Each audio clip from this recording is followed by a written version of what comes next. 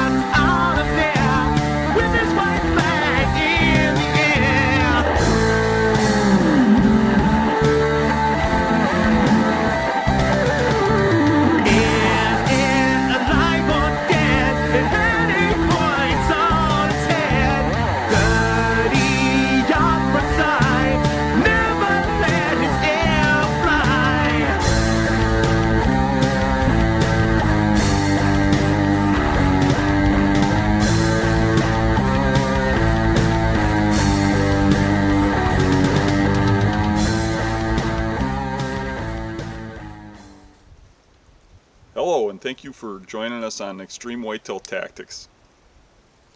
In today's episode, I'd like to take you along on a hunt that occurred last October.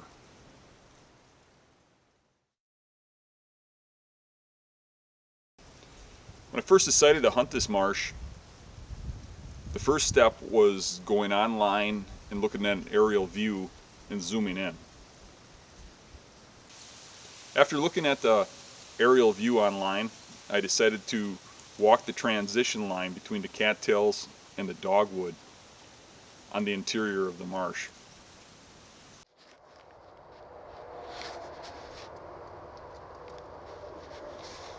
Okay, to scout this, I'm going to follow this transition line right along these cattails where it meets the red brush until I find beds.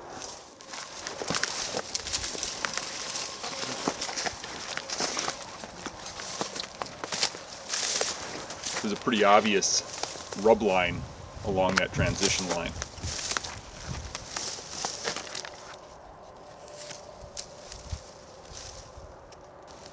I found a buck bed right here. Okay, we're sitting in the buck bed and we're looking at what the deer can do, what he can see, and what he can smell. The predominant wind is coming in like from over here, like this usually. This buck is going to bed here, and he's going to be able to see over the cattails at the tops of these trees, so you can't get real high. And if you set up over here, there's a good tree there, you'll be right upwind of them for the most part. So I'm looking at these trails kind of merged that way anyways, and this trail wouldn't be able to be covered from over there. But right over there, 55 yards away, there's a straight skinny tree right there where I can slip up that thick stuff to right where the thick stuff stops and peer right over the top. And if he goes down this trail, he'll come right out in front of me. If he goes on this trail, he'll go past me at about 15-20 yards. So that's my tree. When it came time to hunt this spot, I decided to access from the northwest right through the corn to keep my scent and my sound from getting anywhere near the buck bed.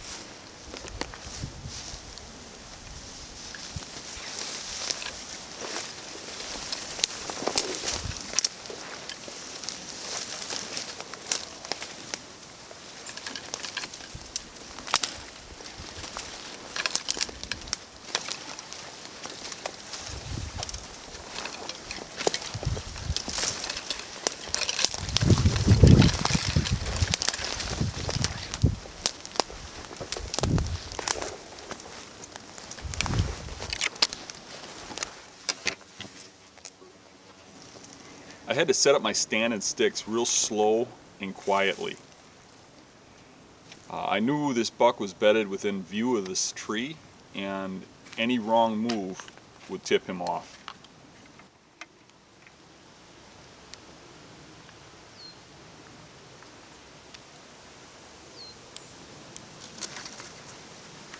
There's my stand. Can you see it?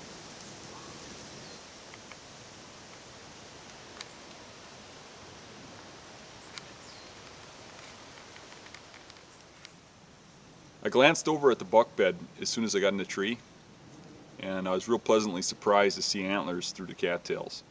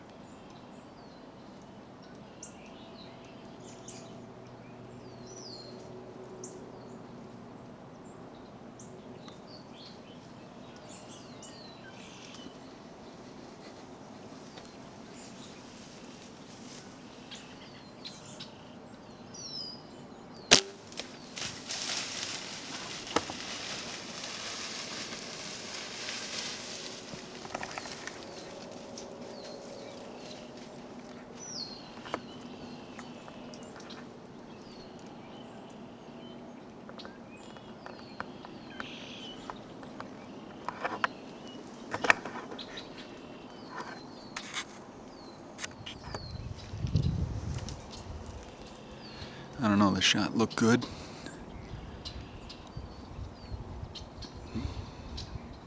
But the deer got quite a ways, so I'm worried about the hit. It looked like it was perfect, but the way I perceived it and the way it hit might be two different things, because he went about 50 yards and it sounded like he stopped. And then I heard him bull run, but he only went another 50 yards, and I heard some stuff snapping over there. I'm hoping he's laying over there dead. But I just got a little sinking worry. I haven't heard nothing over there since.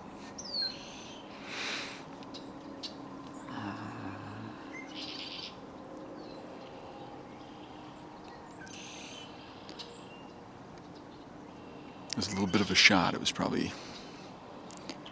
35 or 40 yards.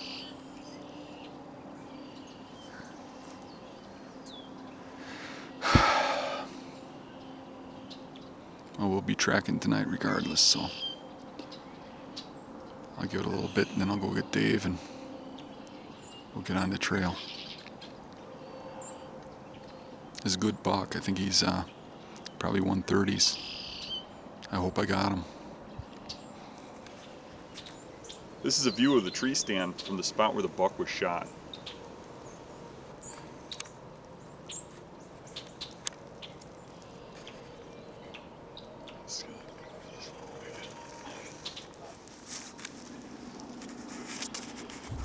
Here's the rub in the bed. Here's the bed he was laying in. Here's the scrape he was working. Right here. And there's my tree over there. No blood yet. I tracked this buck for 2 days and searched for several weeks. The buck was never recovered. My hunting partner did see it from a stand a week later. It really sucks to lose any deer, especially a big buck. I thought long and hard about whether or not we should use this video footage and show this hunt. The main reason I chose to air this hunt even with the loss was because hunters lose bucks. Eventually it happens to every good hunter. I don't like the fact that most celebrity hunters hide the fact that they've wounded deer. Everybody has a bad hit or two, and I think by hiding it, we're robbing young people and new hunters by making them think that we're perfect, and we're not. And when those young people or new hunters wound a buck, it's devastating to them because they don't think that we do, and some of them quit hunting. I don't want to see that happen. I don't want to see young hunters or new hunters quit hunting. So I think it's important that we're honest about all aspects of hunting. I'm sure that losing this buck and airing it makes me look bad to some. And I'll risk that. I don't necessarily care what others think. I do what I feel is right. We need to evaluate why we make bad hits. And when we make one bad, we have to look back and figure out what happened and what went wrong. And we have to do everything we can to correct that. We owe it to the deer, and we owe it to all hunters who get a black eye when we do lose something. We need to take that experience and make positive out of the bad and correct the things that went wrong and not allow them to happen again. If the shot was too far, we need to shorten up how far we shoot. If our bows aren't accurate, we need to do everything we can to make sure we're shooting accurately. We need not to take low percentage shots and do our best to recover all deer we shoot at. But also we need to learn how to move on after we do get a bad hit. Thank you for joining Extreme Whitetail Tactics. I hope you enjoyed the show, and I hope you enjoyed today's topics. If you have any questions or concerns about any of the topics that were given today, please join us at our hunting forum, www.huntingbeast.com, and feel free to leave any comments or questions about the show. Thank you. Everywhere I go, people always ask me how I find my hunting spots. You can go on DNR website and you can find some hunting properties, but a lot of those properties are often the same properties everybody else is looking at and everybody else is hunting. You find a lot of the small, overlooked properties from other resources. One of my main resources is the Southern Wisconsin All Outdoors Atlas. It shows all the public properties highlighted in the atlas, and it's actually like a road atlas. You can use it for driving, and it also shows all the MFL land. So it shows the little 20, 30 acre properties as well as the big properties, and a lot of the stuff that the DNR website don't show. You can get a hold of this atlas at scmaps.com, or they got them at Gander Mountains, Walmarts, etc. They've got them for Michigan, Wisconsin, Minnesota, and a lot of other states. Check it out. They keep coming in to eat the blood when the last one comes one now. Just to get back there. Dad has lost his mind. Baby's on and in his blind. All and out of there with his white flag in the air.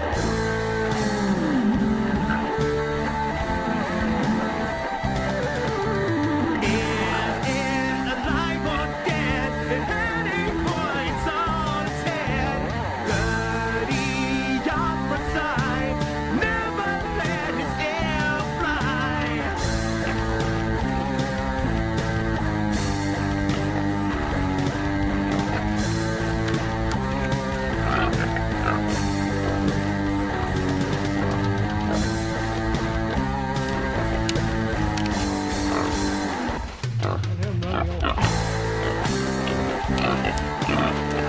Call me a pig.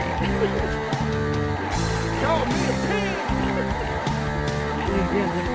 Call me a pig.